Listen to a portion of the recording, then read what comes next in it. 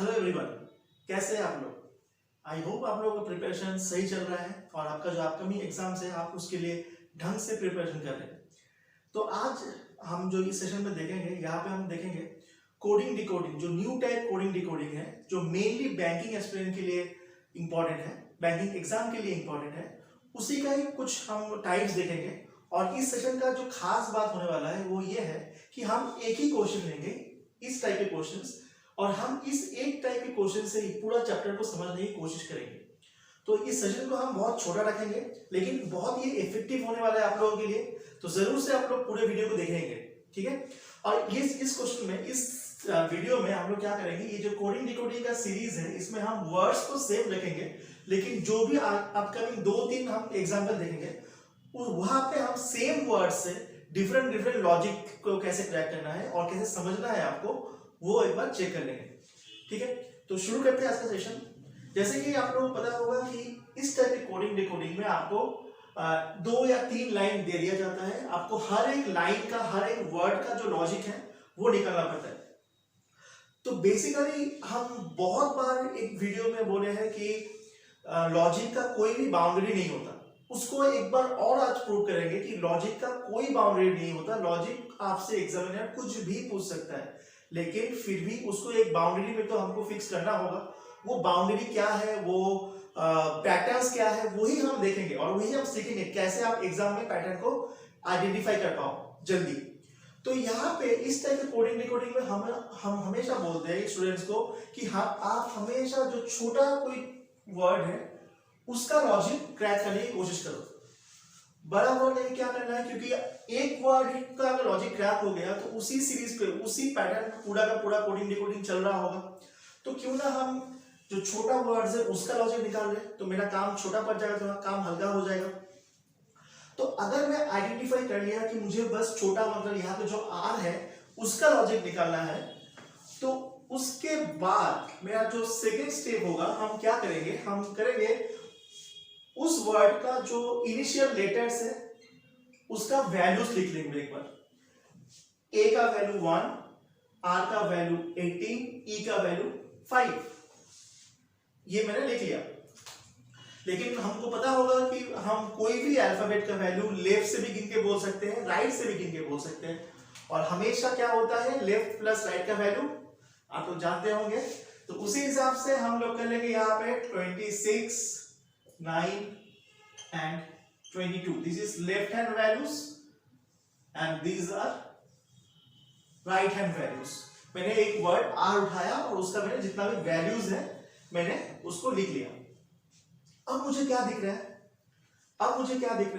देखो ये सब जो वैल्यूज है, वैल्यूज में से मुझे जो 18 है ना, ये 18 मुझे दो जगह पे दिख रहा है, इस जो कोडिंग डिकोडिंग का फर्स्ट लाइन है उसमें। दैट मीन्स हमको ये टिल्ट होना ही पड़ेगा थोड़ा इन दोनों की तरफ। मतलब मुझे समझना पड़ेगा आर के लिए B#18 या फिर U#18, इन दोनों में से कोई ना कोई एक आया होगा। अब फर्दर क्या स्टेप हो सकता है, एक बार को मुझे अगर दिख रहा है B, दैट मीन्स क्या ये पॉसिबल है क्या, A के नेक्स्ट लेटर B ले रहा है, A का नेक्स्ट लेटर B ले रहा है। मतलब हम क्या कर रहे हैं, फर्स्ट जो लेटर है इनिशियल लेटर उसका नेक्स्ट लेटर ले रहे हैं B, और जो सेकेंड लास्ट लेटर है उसका मैंने लेफ्ट हैंड वैल्यू ले लिया 18। तो मुझे प्रूव भी करना पड़ेगा कि बाकी जगह पे वो फॉलो हो रहा है कि नहीं। अब बाकी जगह में फॉलो करने के लिए हम बड़ा नंबर्स नहीं देखेंगे, बड़ा वर्ड्स नहीं देखेंगे, हम देखेंगे जो छोटा वाला वर्ड है क्या उस पर वो लॉजिक क्लियर हो रहा है। अब इसमें देखो वेस के हिसाब से अगर करेंगे, W के बाद X मेरे हिसाब से वही करना था ना, इनिशियल लेटर का नेक्स्ट लेटर था, W का इनिशियल लेटर का next letter X and second last letter Y, उसका प्लेस वैल्यू 25। तो जो मेरा लॉजिक निकल के आया वो क्या निकल के आया, फर्स्ट लेटर का नेक्स्ट लेटर ले लेंगे अल्फाबेटिकली, एंड जो वर्ड का जो सेकेंड लास्ट लेटर है उसका जो प्लेस वैल्यू है लेफ्ट हैंड से उसको लिख लेंगे। तो मेरा जो लेटर एंड जो नंबर है उसका मैंने लॉजिक निकाल लिया।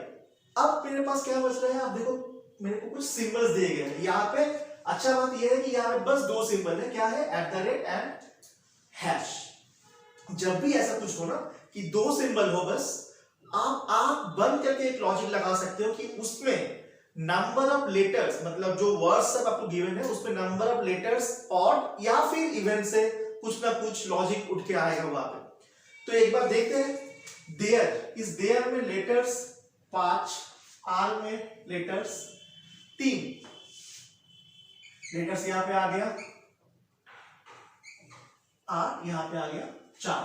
दैट मीन्स क्या आ रहा है, दैट मीन्स क्या आ रहा है, 2 odd 2 even letters of word. That means 2 odd के लिए कुछ आया होगा, 2 इवन के लिए कुछ आया होगा। अब मैंने पहले एक बार क्रैक कर लिया था कि आर के लिए मेरा कोड क्या आने वाला था, बी वाला। दैट मीन्स ये जो ऑड है आर, इस ऑड के लिए क्या आ रहा था, हैश, और इवन के लिए क्या आएगा फिर @ तो फिर से मैं एक बार सम अप कर देता हूं। लॉजिक क्या होगा, कोई भी वर्ड आपको देगा, उस वर्ड का फर्स्ट जो लेटर है उसका नेक्स्ट लेटर आपको लेना है अल्फाबेटिकली। फर्स्ट आपका लेटर का पार्ट खत्म। सेकेंडली आपको देखना क्या है, आपको देखना है कि वो गिवन वर्ड का जो सेकेंड लास्ट लेटर है, सेकेंड लास्ट लेटर उसका अल्फाबेटिकल वैल्यू लेफ्ट हैंड से वो ले लेंगे। एंड फॉर सिंबल हम क्या देखेंगे, हम देखेंगे अगर नंबर ऑफ वर्ड्स में जो नंबर ऑफ लेटर्स है वो अगर ऑड है उसके लिए हम हैश लेंगे, अगर इवन है नंबर ऑफ लेटर्स तो हम @ ले लेंगे। ये लॉजिक अगर आप एक बार क्लियर कर पाते हो, देन आपसे उसी के रिजल्ट पे ये क्वेश्चन पूछेगा कि प्रॉक्सिमिटी इसका कोड क्या होगा इनमें से। तो सबसे पहला बात यहां पे कोई बोल सकता है सर पूरा लॉजिक निकालने की जरूरत है क्या? हाँ जरूर है, क्योंकि यहाँ पे एक नन ऑप्शन है, कोई कर सकता है, कोई ज्यादा तेज बनता है और वो क्या करता है, बस ये जो इनिशियल लेटर्स है वो लॉजिक लगा के ये मान करके चले जाते हैं एग्जाम्पल में। करो, शायद यही यहाँ पे आंसर भी होगा, लेकिन जरूरी नहीं जब आपको नन मिल रहा है ना। तो आपको एक बार लॉजिक चेक कर लेना है। इनिशियल लेटर P, उसका नेक्स्ट Q, ठीक है।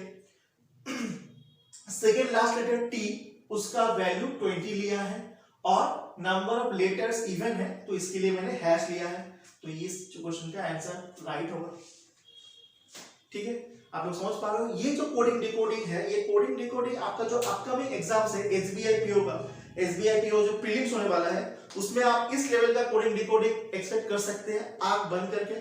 बट बैंकिंग के जो मेंस एग्जाम होता है उसमें पैटर्न तो ये रहेगा, टाइप तो यही रहेगा, लेकिन वहां पे लॉजिक थोड़ा और खतरनाक होता है। तो हम लोग देखेंगे आगे चलते हुए, देखेंगे सेशन में कि लॉजिक कहां कहां तक पहुंच सकता है। लेकिन इस सेशन में जो मैंने पहले ही बोला, क्या खास बात होगा, मैंने सेकंड टाइप में हमको ये वर्ड्स हम सेमी रखेंगे लेकिन लॉजिक हम चेंज कर देंगे। देखते हैं आप लोग उसको क्रैक कर पाते कि नहीं। नाउ जैसे कि मैंने बोला लास्ट वीडियो में कि सेम क्वेश्चन सेम रहेगा। अब क्या करना है आप लोगों को, अब करना है कि इस सीरीज में आपको कुछ यूनिक चीज देखना पड़ेगा। ये जो वर्ड्स है वो सेम एज इट इज है, जो मैंने लास्ट जो क्वेश्चन करा उसका सेम है, लेकिन यहाँ पे कोड चेंज हो चुके हैं।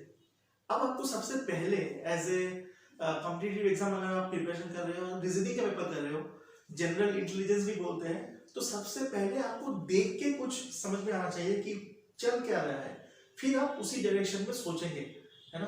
तो वो समझ में आने के लिए सबसे पहले आपको ये चीज जानना जरूरी है कि ये जो नंबर्स हमको दिख रहा है इस कोडिंग डिकोडिंग में, सब के सब क्या है, स्क्वायर नंबर्स है। कोई ना कोई नंबर का स्क्वायर नंबर है।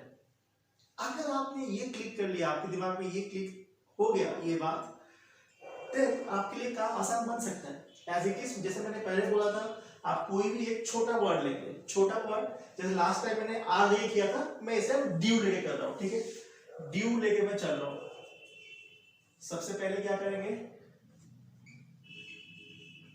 वैल्यूज लिख देंगे इसका, लेफ्ट हैंड से भी और राइट हैंड से भी, है ना। ये अगर आप लिख लिए तो मैंने पहले बोला क्या था, स्क्वायर नंबर्स। ड्यू में D4 फर्स्ट लेटर का स्क्वायर नंबर अगर लेता हूं तो मुझे ये मिल जाता है 16 मिल गया। अब देखो ये 16 मिल गया, लेकिन मुझे V लाना था। V हम कैसे ला सकते हैं, ड्यू से V कैसे आ सकता है। कोई बोल सकता है सर सेकेंड वाला टर्म का नेक्स्ट लेवल लेंगे, सेकेंड लिस्ट U का बाद V, ठीक है। तो उस हिसाब से मुझे आई के बाद क्या होना चाहिए था? अगर मैं यहाँ पे सेकेंड लेटर का नेक्स्ट लेटर ले रहा हूं तो मुझे यहाँ पे भी सेकेंड लेटर का नेक्स्ट लेटर देना है।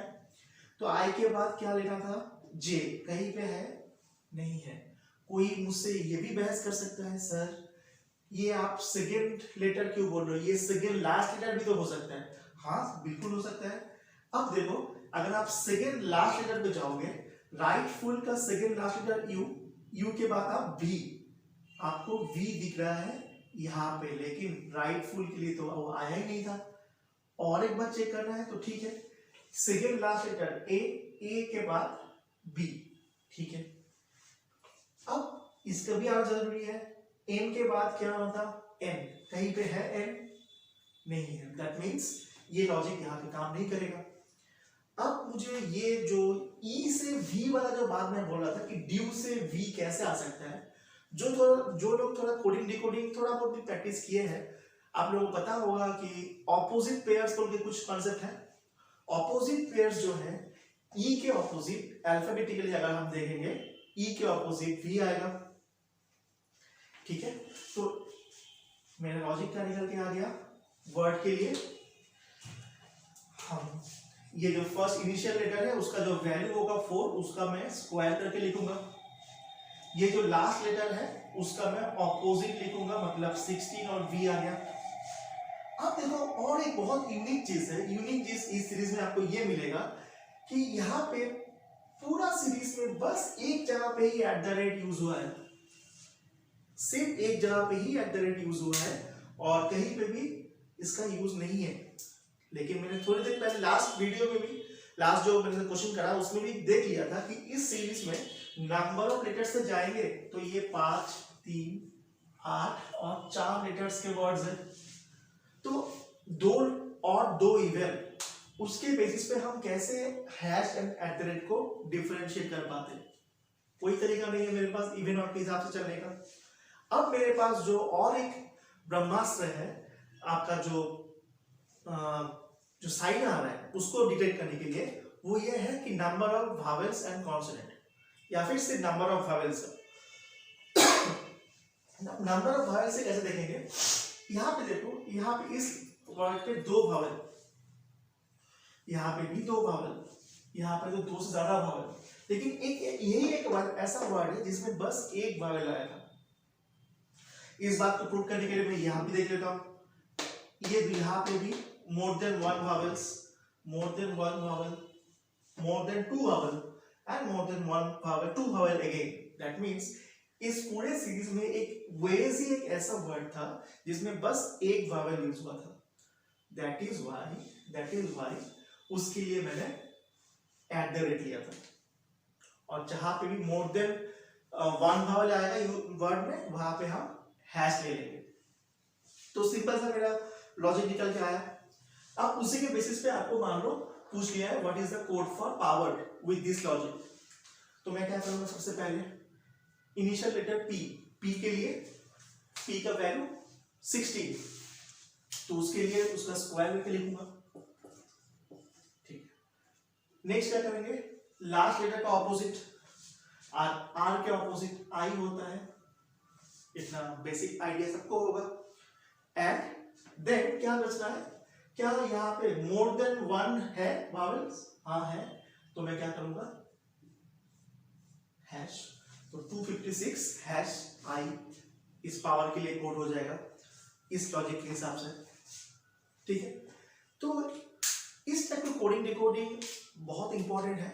एसबीआई या फिर कोई भी जो पीओ लेवल का एग्जाम हो रहा है उसके प्रीलिम्स में, मेंस में तो आ ही सकता है, मेंस में तो क्लर्क में भी आ रहा है, आएगा भी, लेकिन एसबीआई पीओ में खास करके ये एक 5 मार्क का क्वेश्चन आपका बन सकता है।